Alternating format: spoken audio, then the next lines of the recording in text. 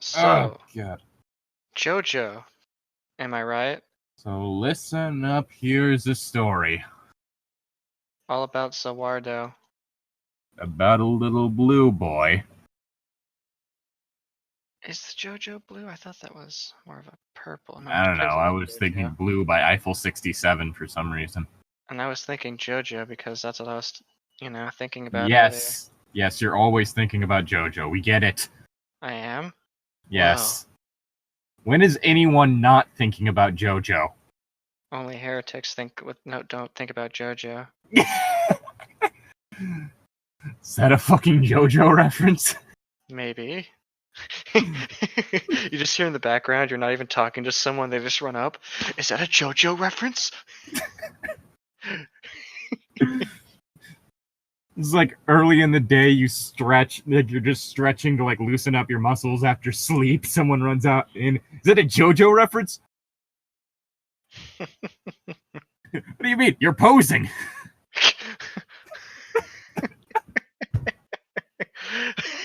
You're posing. It must be a JoJo reference. It must be.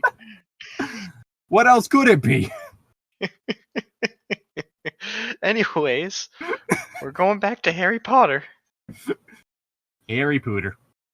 We're fixing more mistakes because it's time to. Harry Potter in the Chamber of that big snake. Harry Potter in the Chamber of Snick.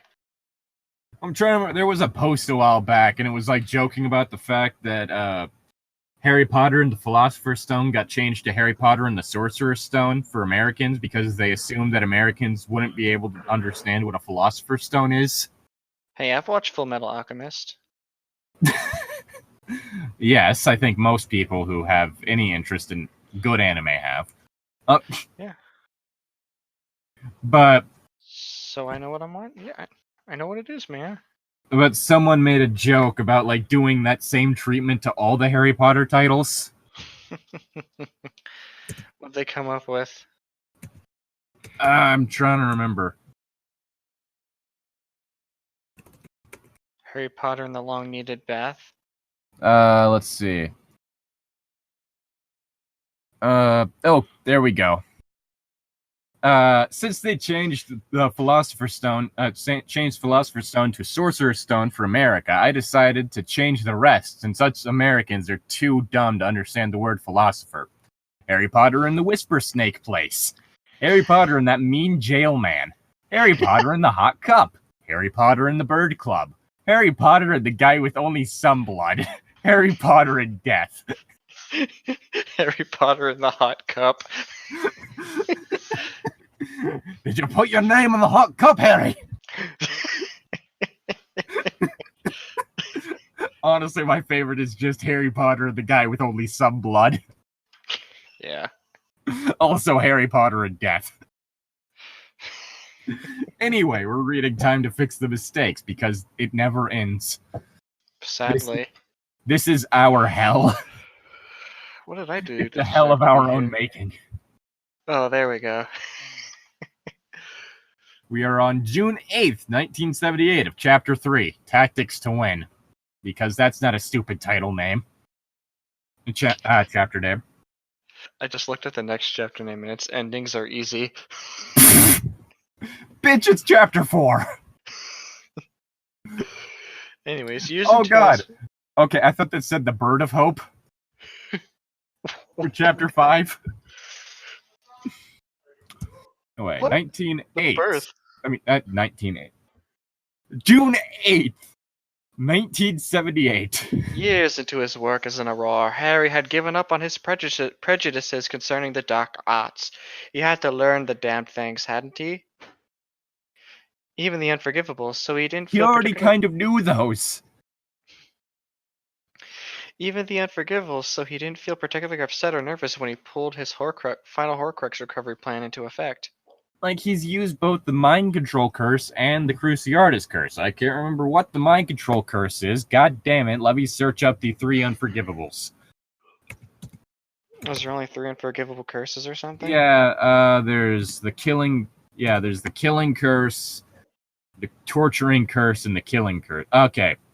We have Killing Curse, Avada Kedavra, the Cruciatus Curse, Crucio, and the Imperious curse Imperio, which Imperio is a curse that allows you to completely take over somebody's brain. Harry Potter used that one? Yeah, he used it on one of the goblins that ran the bank. Why? So that they could get into the bank. In Harry Potter? They needed to rob the bank. In Harry Potter, like...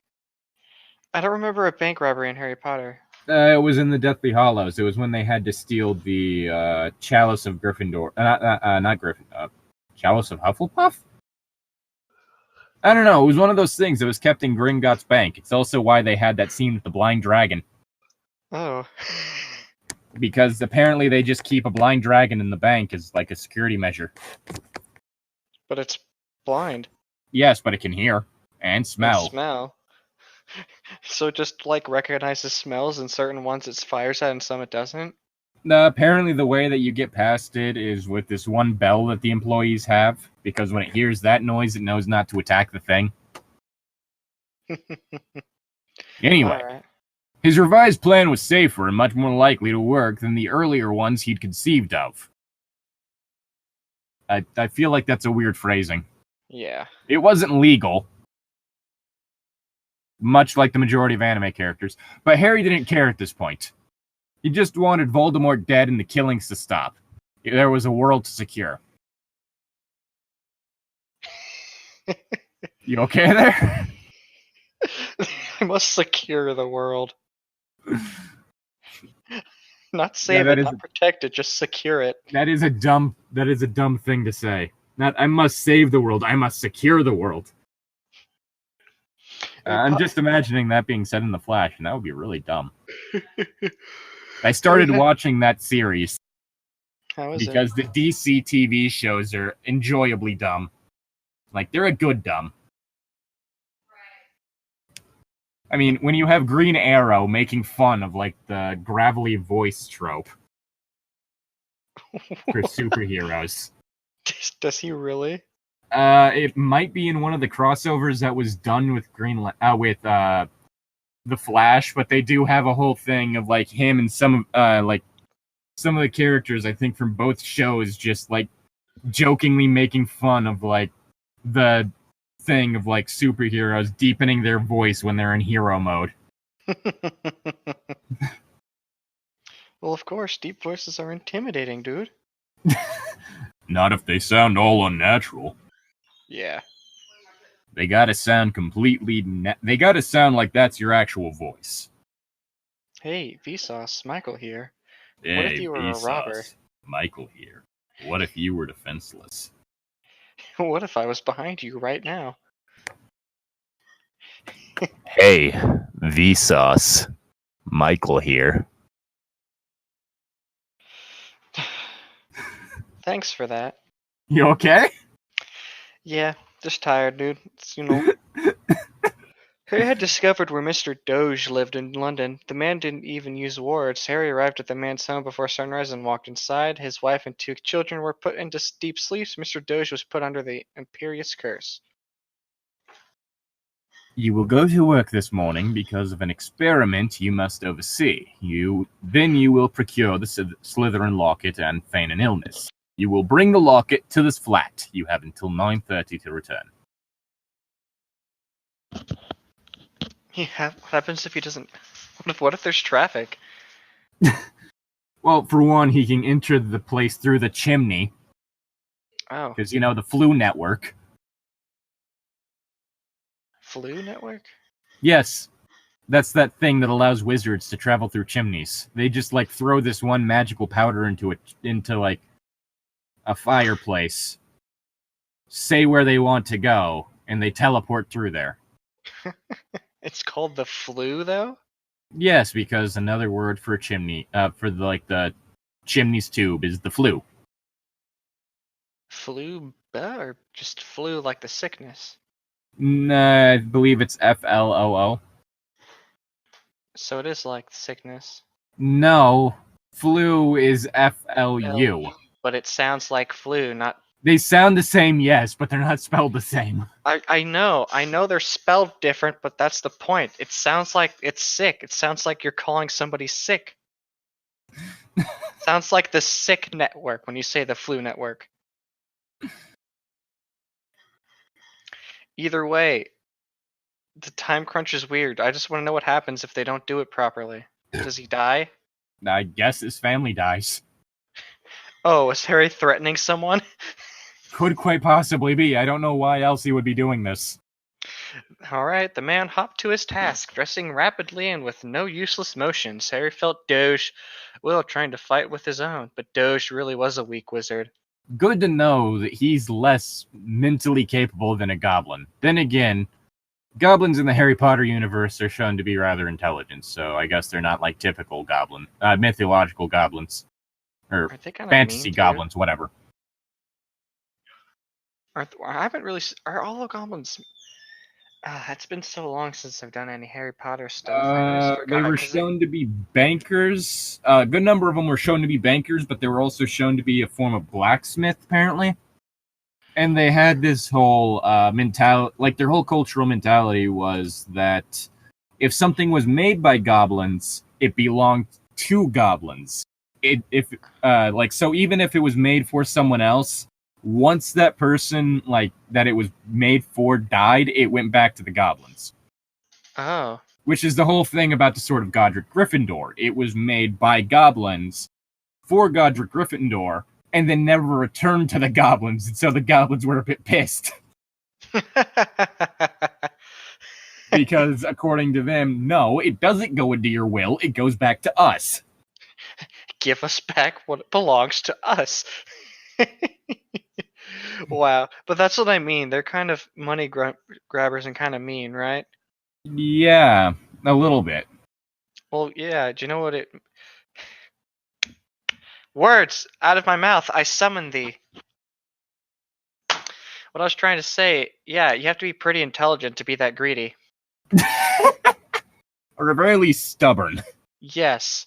I wouldn't necessarily say as intelligent is the right word. Yeah, they're just, stubborn. Yeah. Which I guess would be a useful trait if you're trying to shake off the Imperious Curse. You're just too stubborn to be controlled. Just like, no, I don't want to do it. Because, one of the Gringotts goblins, the one that Harry used it on, was, routinely shaking it off. So Harry had to keep reapplying it. I have to keep using the forbidden curse over and over.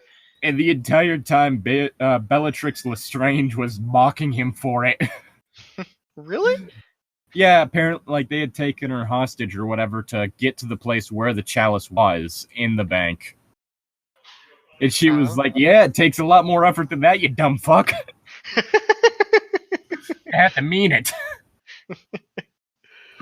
Alright, is it my line?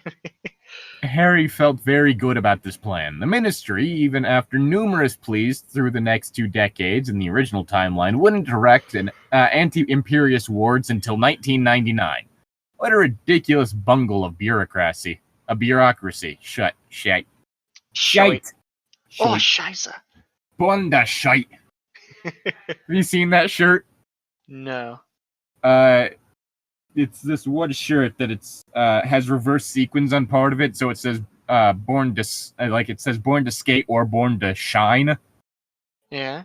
And apparently, this one kid who, from what I can tell from the tweet, the family's originally from Scotland, but they moved to the US.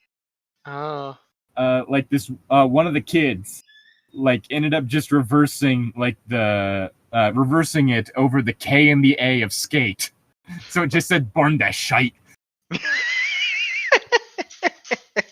Nice. Let's see if I can find it. Because someone also drew the female sword and shield playable character wearing it. Oh yeah. Look for that. Let's see. Harry sat patiently and was rewarded. At 8:50, Disraeli Doge returned with the locket. Harry had part 2 already to go. He shot Doge in the face. with his wand. Yep. His head exploded. Well, that's one Tomorrow less thing you to will worry return. about. Wow, this is taking a while to load. Okay. Tomorrow you will return to work earlier than normal. You will look pale, but not nauseous. You will catch up on your other duties. Then, at 10 o'clock, you will conduct an experiment on this locket. You will cast any 4 spells on it and record them in your research journal. The 5th spell will be the dark magic cleansing spell, Amplector. The locket will explode. Once this happens, you will pass out for 5 hours. When you reawaken, you will no longer be under my control, nor will you have the last 2 days' worth of memories. You will forget them forever. But yeah, that's somebody's ever forget. Yeah, I see it. I don't think H&M thought this through. My children did. You can take the child out to Scotland. You can take the child out of Scotland, but you can't take Scotland. Fun the shite. And here's that other thing I was talking about. Have you actually seen what they're doing with it this year? Like with the actual character or the game? The game. Let's see. Well, there's the kaiju thing, and then there's also, if memory serves, it's for the Switch this time, right? Yep, and they're limiting the amount of Pokemon Which in this game. I think that might be due to the fact that it's on the Switch this time, because it's a console that works differently, so you can't just directly port over like stuff from other games to it. Yeah. It's because if memory serves, like it's not like you could port Pokemon from like one of the regular DS games to one of the 3DS ones, right? Wait, like from what? Trade. There was a program through actually. Well, yes, but that, like that was probably third party. I take it, right? No, wasn't. It was a different app, if that's what you mean, but it was still made by Nintendo. Okay, well, that might be something that happens later on then, because of the fact that new console, and so, like, can't just directly send something from the 3DS to the Switch. Well, it would require the same game, that's the thing. Do they have the same shape cartridge? I said the same game, what? Okay, that's, well, yeah. Like, you can't trade to the next generation up technically, because if you, what would happen if you try to trade Pokemon from the newest game back into a generation they weren't in? Well, yeah. But that I'm trying to remember like how exactly you got Pokemon that never showed up in anywhere in that generation into the game.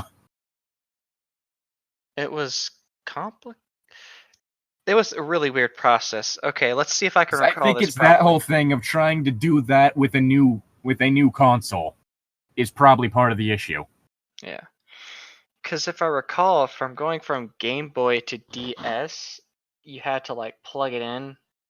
Yeah. You had to plug in both games and do this like weird transfer thing they can only do once a day. It was stupid. And then from DS to 3DS, I think there was an app that you had to go into the Wi-Fi. Like, that's what I'm saying. That probably has something to do with why. Yeah. Like, that's the case. Because it's from what I can tell, it's not like the only Pokemon available are from this new gen. There's a few, but they're all ones you can catch. There's no transfer yet. Yeah, which, like I said, I think that probably has to do with new console. I'm just going to be mad if they only release like 10 or 20 new ones and all the rest are from old gens. Oh, that would suck. I know, so I really hope they... You could get away with that in Monster Hunter, but that's because people aren't expecting 50 new things from a new Monster Hunter game. Yeah. Pokemon's a bit different though, huh? People expect 50 new Pokemon from every Pokemon game. Yeah, they used to be 150 each new one, and now they're lower than that. I don't remember there being a whole 150 each gen.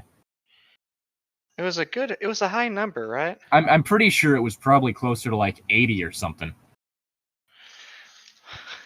Let's see. How much Pokemon have been released each because the first one had 150. Let's see. I need to know how many Pokemon were in Gen 2. 151, 100, 135, 107, 156, Wait, there were 72, 88, and 12. 135 added in Gen 3? Yep. Then it's 107, then it's back up to 156. Then it's 72 for X and Y. Sun and Moon has released 88. And there's only been 12 confirmed for Sword and Shield. Yeah, which it's also... When is it supposed to be released? This year, late September, I think. Okay, so there's going to be more time for them to reveal new Pokemon. Yeah. And as we just saw, it was upwards of, like, 70 each time. The lowest was around 70-something, if I recall. Yeah, it was for, I think you said black and... Yeah, 72 for black and white. For X and Y. X and Y. How many was it for black and white? 80. For black and white? 156, apparently. Okay, so that was the lowest, was 50. Okay, so each time it was upwards of 50. Yeah. So by Lowballing the time the game comes out, they'll probably have a much higher number. Yeah, like they haven't even revealed the like evolutions for any of these Pokemon we have already, so that's already that's already 6 more, I think. Yeah. Yeah. So that's the whole thing, is like there's typically a good number of Pokemon introduced each time. Yeah, it's just, I gotta say it just in case, because if this is the lowest gen and they don't even let you, confirm older ones, I'm gonna be real upset. Yeah. Honestly, with the whole UK thing, I've been looking into some of the stuff, like different stuff for mythology, and some of those would be really interesting to see. Like some of the different lake monsters, because one of them is like just a 12-legged eel, like otter thing. That's probably not gonna show up. Let's be real. I would love to have like a 12-legged Pokemon. Wait, hold on. There's a Pokemon called Yamper, and it's based off a Welsh Corgi. Oh yeah, there's that. There's also Wooloo. That thing's adorable. There's Dreadmaw. There's Dreadmaw or Dreadnought. I don't know which one, but yeah, I know what you mean. It's the turtle. It's probably Dreadnought, let's be real. And then there's the fact that one of the legendaries is just the Great Grey Wolf Sif from Dark Souls. Yep. It's just a big doggo with a sword. And the other one's a big doggo with a shield. Mm-hmm. I love the fact that when I start to say Grey Wolf Sif, one of the things that it auto-completes to is Great Grey Wolf Sif Pokemon. Oh, I like Eldegoss too, actually. Which one is that one? It's the big fucking dandelion thing. Oh yeah, there's that. There's also a Crow Knight. Yeah, the bird that looks like the Pokemon it looks like the older generation's flying animations. if you think about it. But yeah, like it's also like it's supposed to look like a knight too, which is just absolutely insane to me.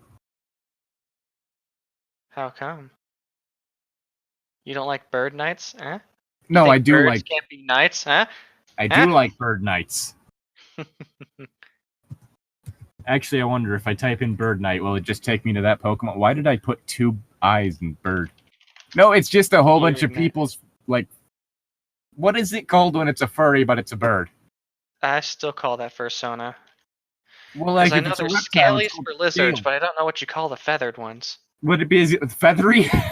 What do you call bird furries? Bird furry. Corviknight is the Pokemon.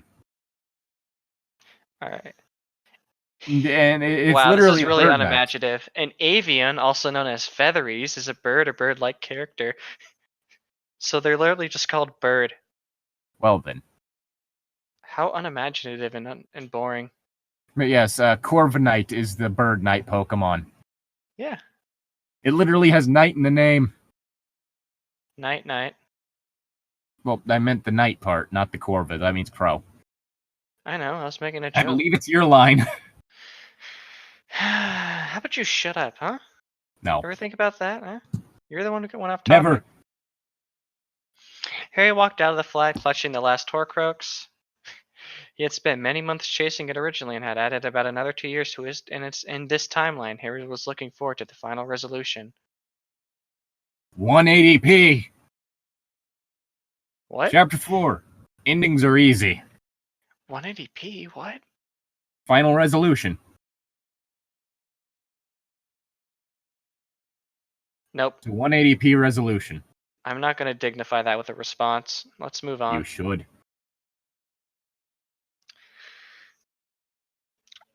No. Waiting on Anyways. you. June 11th, 1978. For the first time since he'd arrived, Harry returned to the little clearing in the forest where he transitioned over to King's Cross and then to the past. He needed someplace relatively anonymous and safe for the bit of work he was about to do. He laid out the Horcruxes, including the already destroyed Peveril Ring Horcrux, in front of him. The diary, the datum, Diadem. datum. Hey, That boy's Dad. not right, I tell you what. Wait, the Hufflepuff Cup was a Horcrux? Yes. Wow. And the blasted locket. He wanted any possible alert to Voldemort about their destruction to occur as close to the Voldemort's death as possible. The Voldemorts. Mm-hmm. Also, it was kind of made clear in the books that he never actually felt when his Horcruxes were destroyed. Really?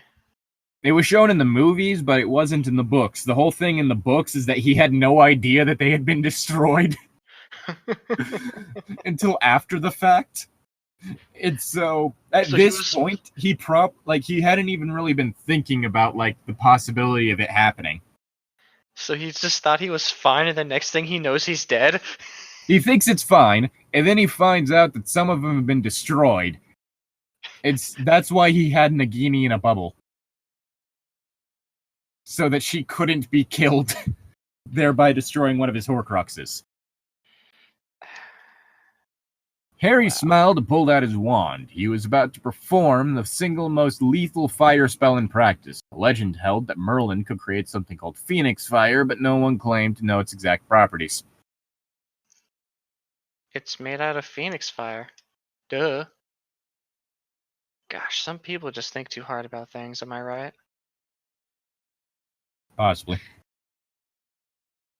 Let's see. He pointed his wand at the diary and said the incarnation.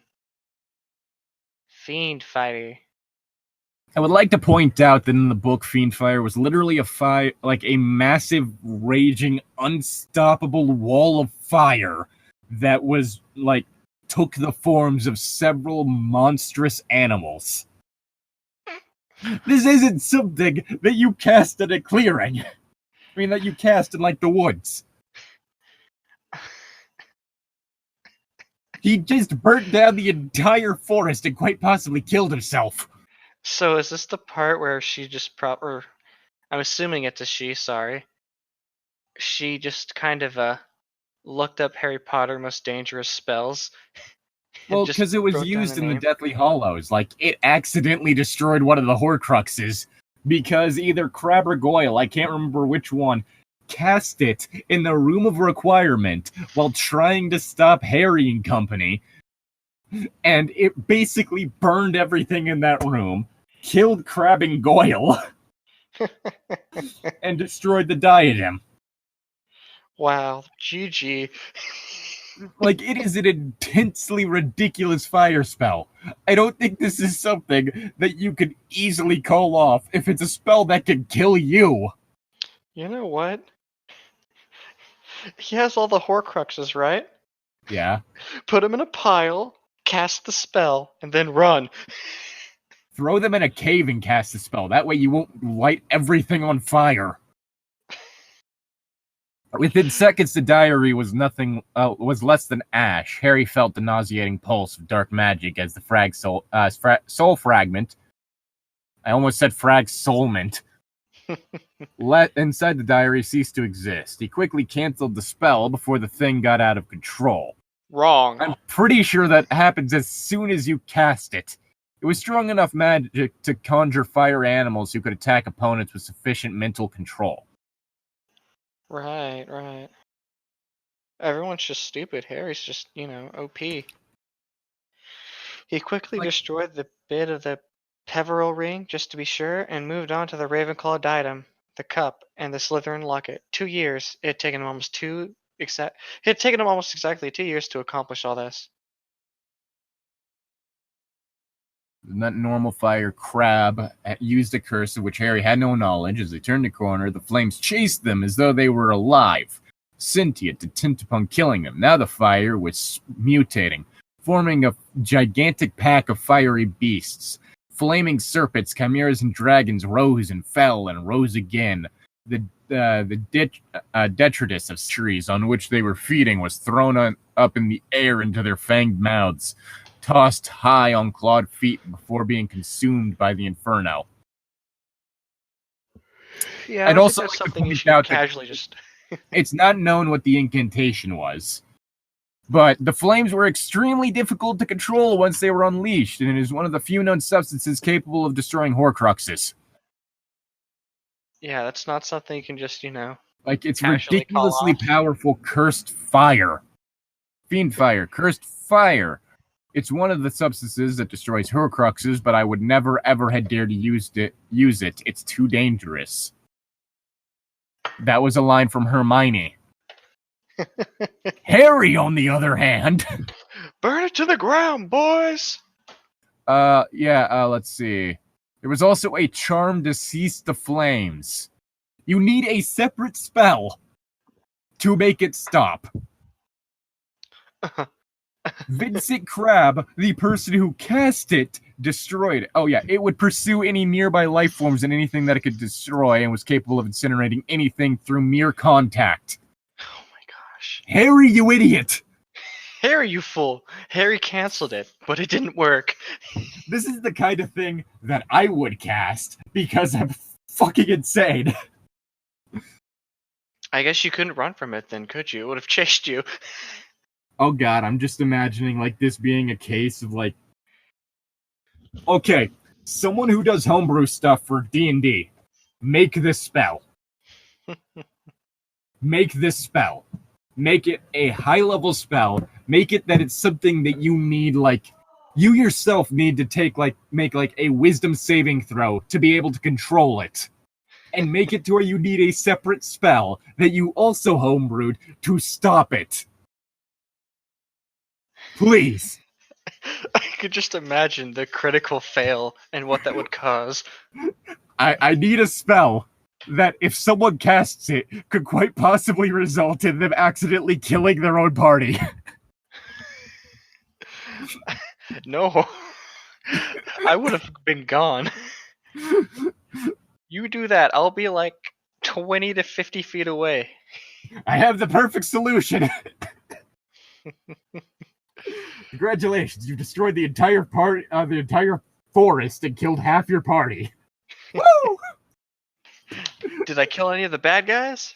Yes, all of them. It was worth it then. Everyone in the background just looking at him angrily, just 2 years of disrupting Yeah, that's the other thing though. Like, it destroys anything it comes in contact with. Why did you only use it on the diary? Like Zane said, put them in a pile.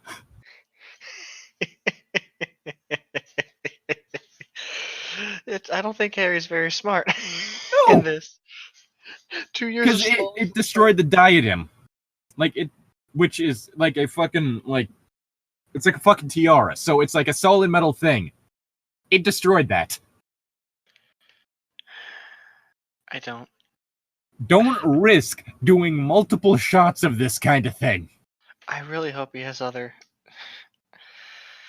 God, I hate this story. Why are we reading this? I think I know the title for this episode. Fire. The best spell to use in a forest. Stop. 2 years of slowly disposing of gold he'd brought back with him. 2 years of worrying and wondering. 2 years of hiding supposed war victims and ferrying select letters back and forth to ensure that the few people knew the truth. I'm pretty sure if they would have died otherwise, they wouldn't be supposed war victims. Yeah. They're just victims. 2 years of evidence gathering and gathering anger. Gathering angry. He's angry. He's an angry boy, whereas I'm just hangry. Hey, you're a hangry boy. I'm a hangry boy. 2 years leading to now. To when he'd be done with Voldemort.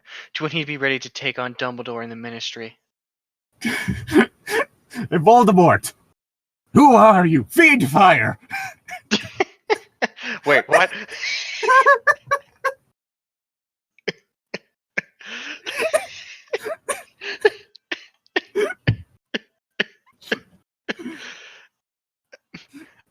Just flashing back to this one moment in Supernatural, it's like, well, I dealt with the Okami. You somehow managed to get a hold of you had a bamboo knife blessed by a Shinto priest on you?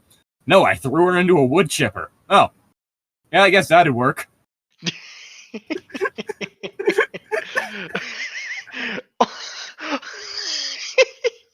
only the blessed oak of a bamboo blade of a bamboo stake could kill me.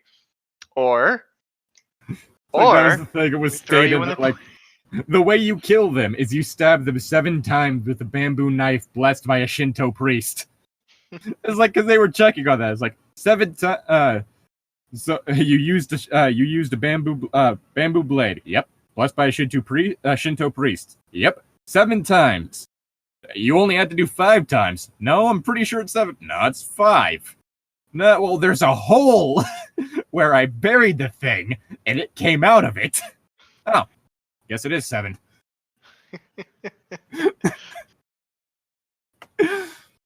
Fucking hell. 2 years of investing for the future. 2 years spent hopefully making a better future. That he changed too much and now he's not real.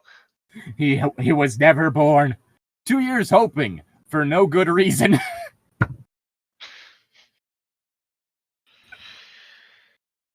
June 15th, 1978. What fucking time did we start this shit? It was 8:40. We've only been at this Like for about 8:40. Okay, so there's still a good bit of time. Yeah. Harry satisfied his nervous anxiety by putting the finishing touches on the books and articles he planned to unleash on the wizarding world in the coming days and weeks. He'd accidentally brought along a copy of that vile Rita Skeeter's book on Dumbledore in his library from the future. Harry had quickly plagiarized it months ago and edited it down to a reasonable length. No Rita-style commentaries, nothing past 1977. And certainly no references to Harry Potter. He had also peppered the text with actual transcripts of good conversations Dumbledore had once he'd stored in his pensieve. Harry had also gone back to Dumbledore Manor to copy several of the photographs the man had kept.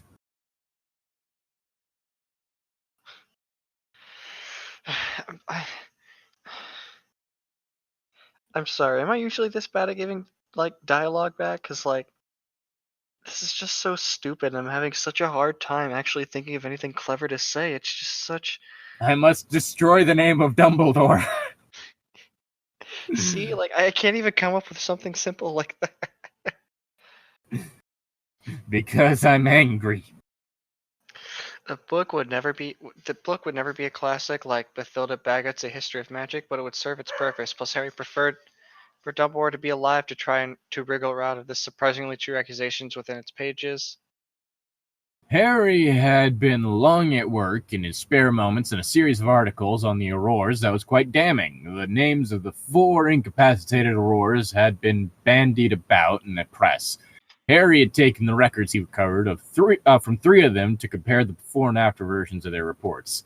He could lay dozens of Death Eater fatalities at their feet. In addition to more than 20 fatalities of non-combatants. You see, that one's probably more important than the dozens of dead wizard Nazis. Look at all these dead wizard Nazis. Good, yeah, but they deserved it. Yeah, exactly. Let the President Aurors and Barty Crouch dance their way out of that. And they didn't. That's how it's gonna go. Right.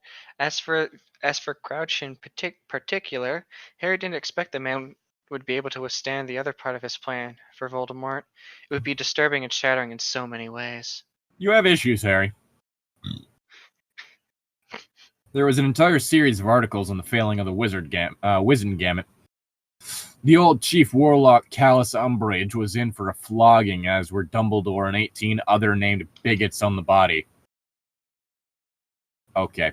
Harry thought the most destructive article would be orphans deprived of rights, ancestral land, family heirlooms, and monies by Wizardgamot decisions. Adults care less about most other adults, but most of them had soft spots for abandoned orphans and official malfeasance. Well, I hope people have a soft spot for orphans. There was a small pamphlet ready called The Corrupted Details of British Ministry Officials Bangold, Fudge, Philister, and Prosty? Prosody. Prosody. Finally, there was a scathing book. A scathing butch. Whoa. It's just this one angry lesbian that Harry would unleash on the wizarding world. I'm not sure how, there's a couple ways you could take that. Yeah. So, just going to say Happy Pride Month, everyone. Unhappy Pride Month. Why would you want an unhappy Pride Month? That sounds terrible. Which Harry had plagiarized from another more interesting book he brought back with him called The Dark Years, Voldemort to the Death and the Death of Liberty, which would examine the Daily Prophet's role in 1, subtly supporting Death Eater propaganda and pure blood supremacy, 2, underpaying the devastation caused by Death Eater raids of attacks, and 3, protecting the officials at the ministry who paid bribes to their owner and to the owner and certain editors of the newspaper. Okay.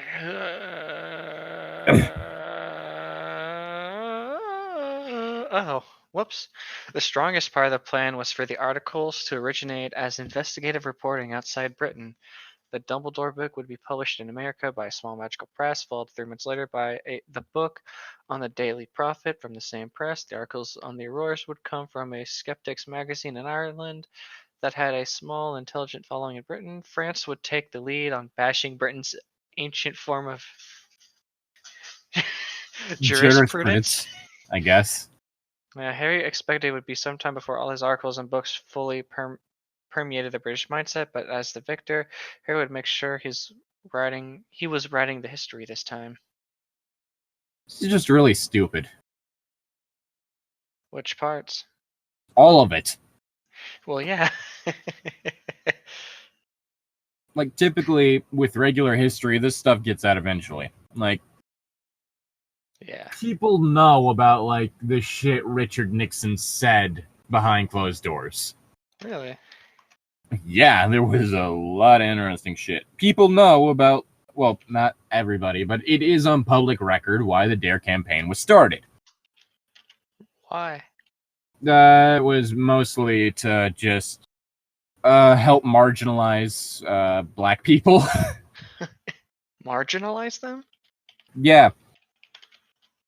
It was basically, it's one of those things of, it's kind of like how during the Cold War, the Colombian drug cartel was allowed to sell drugs in the U.S. in exchange for helping fight off communists. And the reason why they were allowed to do so was because of the fact that those drugs would be going directly towards people more in the inner city, which has a higher black population than the rest of the city, thereby disenfranchising that entire group.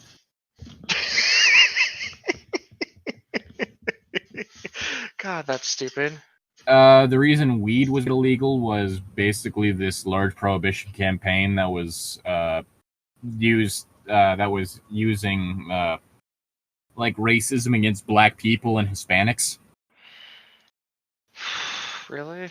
Yeah, before that, weed was completely illegal, but then some people in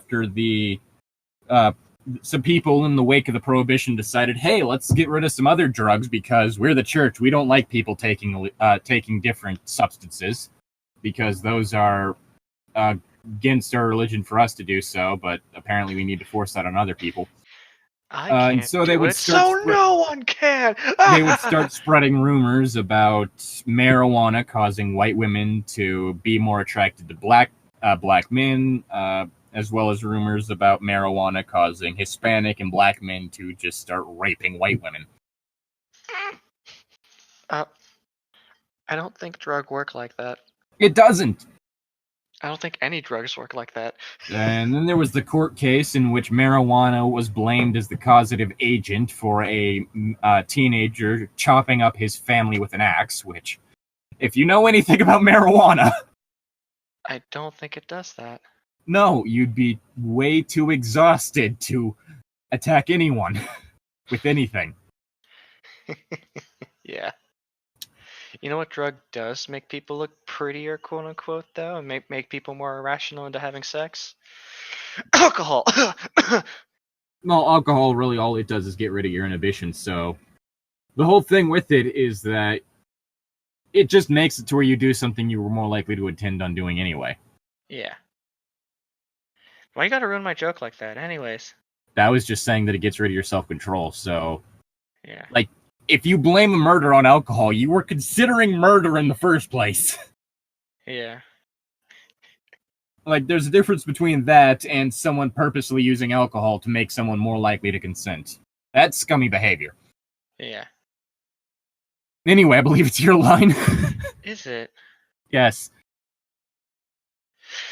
Oh, no, you already said your line. June 17th, 1978. Now it's your line. Harry stood outside in the very early morning. The original timeline had recorded this day as when Voldemort himself, plus a crew of his Death Eaters, went to kill the Muggle parents of three past and present Hogwarts students, the Ransom family. I guess they were ransomed off. Harry Potter could barely contain his excitement and nervousness. Fiendfyre!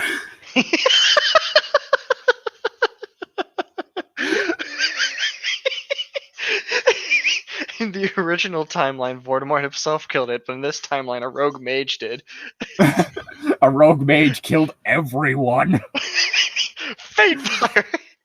The entire English countryside caught ablaze. If he hadn't screwed up the timelines too badly, It took hours to put it out. Days in some places. Would be dead within the hour.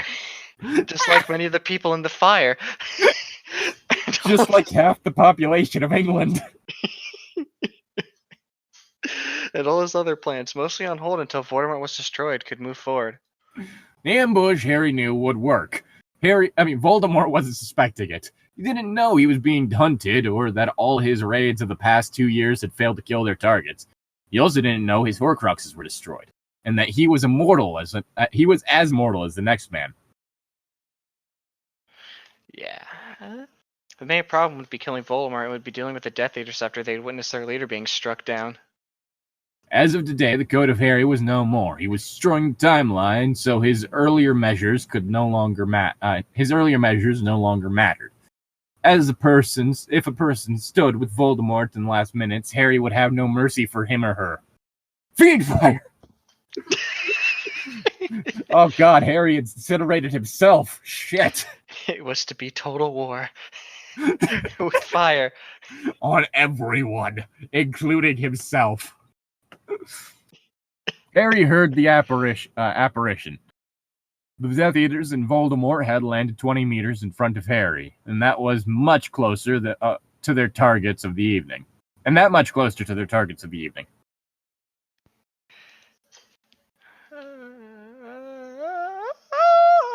Harry wasn't going to speechify or attempt to reform Voldemort or delay things.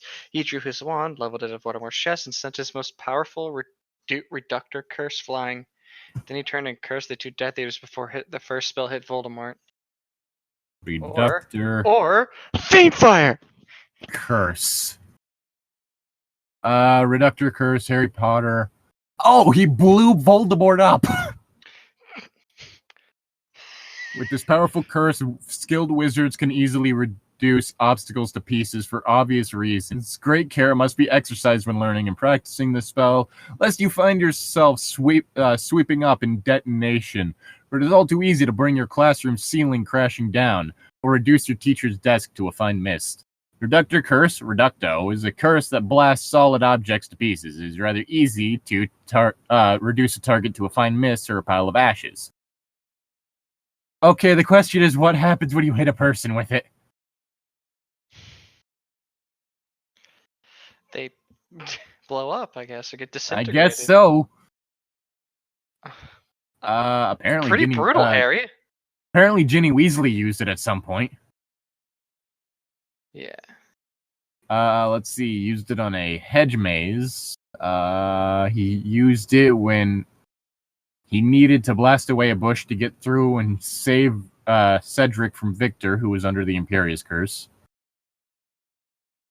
He learned it in 1995 in preparation for his third task in the Tri-Wizard Tournament. Okay, so we have no information on what happens if you use it on a person. So I guess they just explode. Really? I guess so. I don't know. Harry has his attention divided between Voldemort and the others he brought with him. The first curse impacted, and suddenly there is an 8-inch hole in Voldemort's chest. The dying beast grunted and shouted, "Treachery!" I'm pretty sure it'd be more like he was in 8 pieces. It's more like he was screaming, "Oh!" There was no screaming because he was in pieces. It's more like, yeah. Where'd Voldemort go? Oh, you know, over there, and over there, and over there, Over there too, and over there, and over there, a little bit over there. The other 2 curses found their targets: the right shoulder of one of the Death Eaters, and the pelvis of another. Harry was purposely making his shots look like they'd come from different angles and different wizards. To the wizarding world, this had to look like a real battle or ambush, not just a massacre conducted by a lone assassin. Did he use the same curse? Because if he hit someone in the dick with a reductor curse, goodbye, Dick. He blew up a man's dick.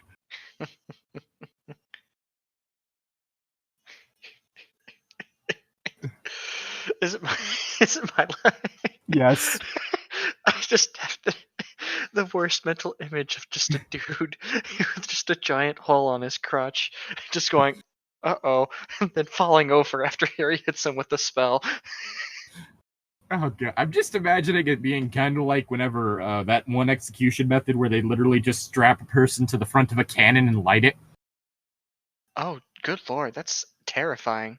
So you just have his upper torso being like launched several hundred feet in the air and his legs sent off in opposite directions. Ugh, that would be horrible. Yes, it would, but he'd probably be dead. Yeah, I guess it would. That would be one of those instant killings, wouldn't it? Yes. Well, at least there's some good in the world. If he's not dead from the explosion to his dick, he's dead from his body bouncing off of the ground. Yeah. After being launched hundreds of feet into the air. Yeah.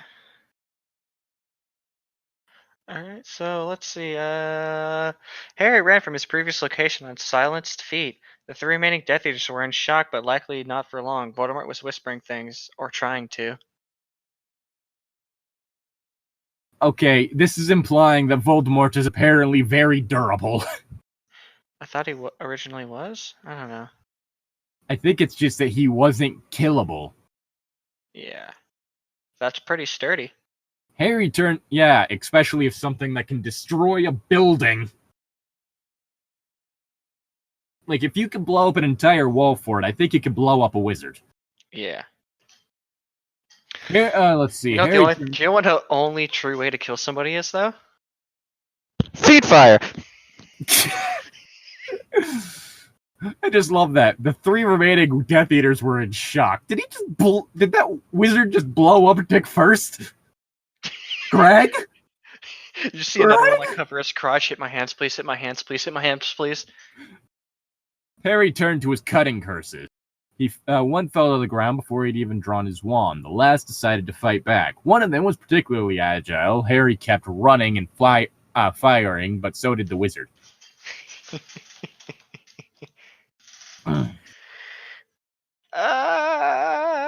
So did the Death Eaters, right? No. Whoa. He felt? Yep. Yeah, but so did the Death Eaters, not so did the wizards. Oh, and so did the Death Eater. Whoops. Yeah. He felt the crushing pain of the Crustaceous curse touch him, but he ran through the pain. It was the first time he'd been hit in a duel or in a battle in 12 years. The action gave Harry the anger necessary to return the fire with an overpowered severing charm. The Death Eater is now without an arm. He fell to the ground in a piteous heap. Jesus, Harry. I can see that this because there's the whole thing of like the only it's stated that Harry did partake in wizarding duels for money, and it's like there was a joke someone made about the fact that the only spell he's ever been shown to use in the canon for like wizarding duels is the Expelliarmus curse, which just launches a wizard's wand out of their hand. Yeah. Like someone made the joke, like someone just like made the joked about it using one of Bruce Lee's quotes, and it's like you should be much more terrified of a man who has practiced one kick 1,000 times than a man who has practiced 1,000 kicks one time. It's like, yeah, if he's just firing nothing but the disarming curse and he's exceedingly good at it, I guess it makes sense that in a duel he wouldn't be able to be hit. Just no wand for you, no wand for you, no wand for you. Try to fight me now, buddy. Fight me now, bitch. The last Death Eater had disillusioned him or herself. This one had a bit of intelligence, but wasn't smart enough to disapparate from the scene. Let's see. Harry was an expert stalker. Creepy. What a yeah. It took one spell, Silent Hominum Revelio, to show Harry exactly where the Death Eater was. Harry let the person calm down and become a bit complacent. Then he lifted his wand and set 3 of his most powerful ducats against the invisible target. Invisible? The fallen Death Eater would never move again. I'm sorry. You used 3 reductors. Yep. Remember what we were talking about earlier? Yep. I love how it's just the fallen Death Eater would never move again. Yes, because you have turned them into a fine mist. There is nothing left of this Death Eater. Yeah, well, he's not going to walk again if there's nothing left of him. Just a pair of feet. That's all that's left. Not even full feet, just some toes. Harry stalked through the battle scene in a patch of forest behind the target's home and stopped before Voldemort. The distorted wizard was still barely alive. You blew him up. How convenient, huh? Tom Riddle, your Horcruxes are destroyed. When you perish, you will be forever. You will be gone forever. Again, it just took us a Google search to figure out what Reductor did. Reducto did.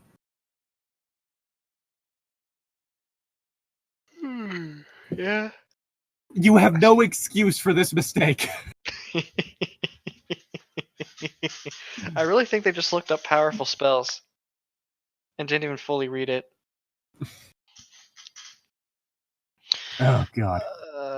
Voldemort's face screwed up in horrified anger, but he couldn't speak. He could only slowly take his last gargled breath and die. Harry unmasked the 5 Death Eaters, or what was left of them anyway. Harry was sad for a moment when he saw Lucius Malfoy. Draco Malfoy would never come to exist in this timeline, but was quite pleased when he saw the face of Barty Crouch Jr., his former teacher, during the Triwizard Tournament. According to the old timeline, Crouch had participated in this raid for the first time around, as he'd revealed during his interrogation. This death, publicized in the right way, would help to ensure the end of Bowdycrotcher's power in the Ministry. Seniors. SR is senior? SR is senior, yeah. JR is junior. Oh, that makes a lot more sense now. Derp. The others were Amicus Caro, Callus Umbridge, who'd never been unmasked as a Death Eater in the original timeline at all, and Walden McNair. His specialty was making people bold. Harry pondered over how to make it known that Voldemort was dead, something dramatic, something that ensured Barty Crouch's dead body which was shown with Voldemort, something to sear this into the public's consciousness.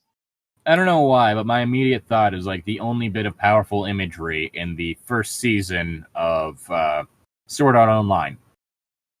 And that's the person whose body was impaled into a wall.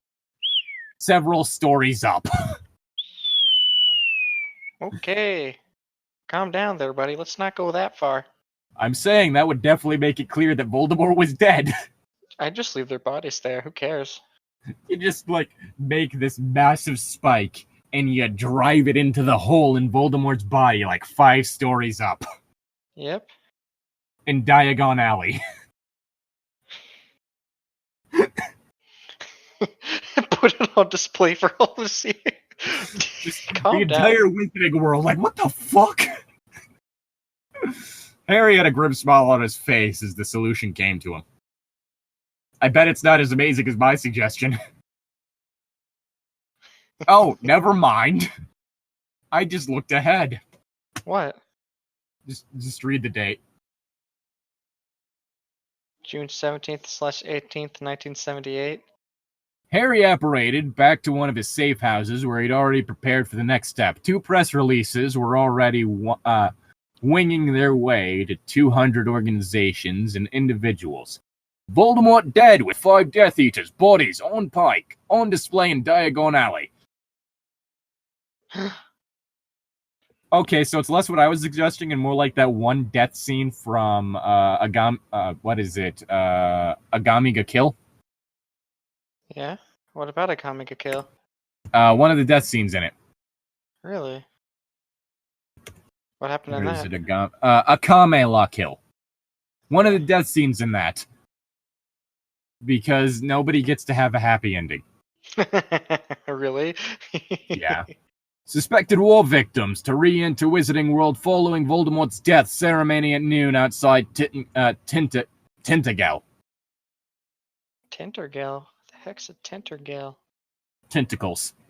Tentacal.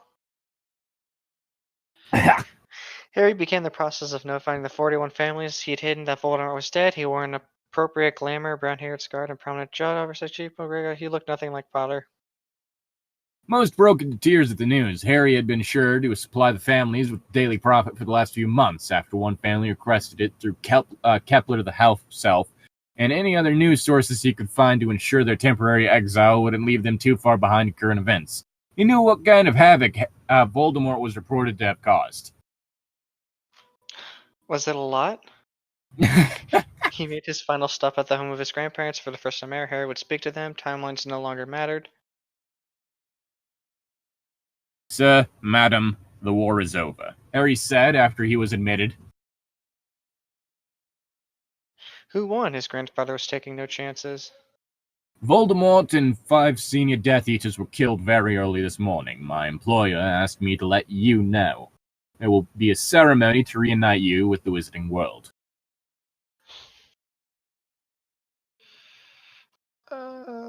Who's your employer? An individual... Oh, wait. Harry just smiled. An individual who cared very much that people survived the war. Otherwise known as shut up. You don't know. Who's your employer? Shut up. No. You need to tell me who your employer is. Shut up. Fiendfyre! Infinite Polyraptor. Well, some might consider this being locked up, my boy. I came to appreciate the effort, but I can't say I won't be glad to leave this place. I've had a few letters from my son, but I want to see him again, you know. He's graduating in a couple of days. I guess we'll get to attend it in person rather than in spirit. Harry just nodded.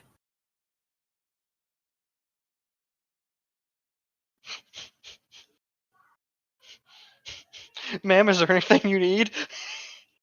I just saw the picture you put in the chat. Yeah. God damn it. Yeah. I feel like I'm being called out here. Yeah, I probably am. Maybe. Just to go home. Excuse me here, said. Your manor was destroyed in the attack. I thought you knew. Just to go home. Your home is gone. His grandmother just nodded. I did. Home is where my family is. A pile of stones is easily rebuilt. Especially with magic, you dumb fuck. You cheeky cunt. I see. I see. It's no use. Harry turned to leave when he felt a hand on his shoulder. Is there nothing we can explain about who has cared for us the past year?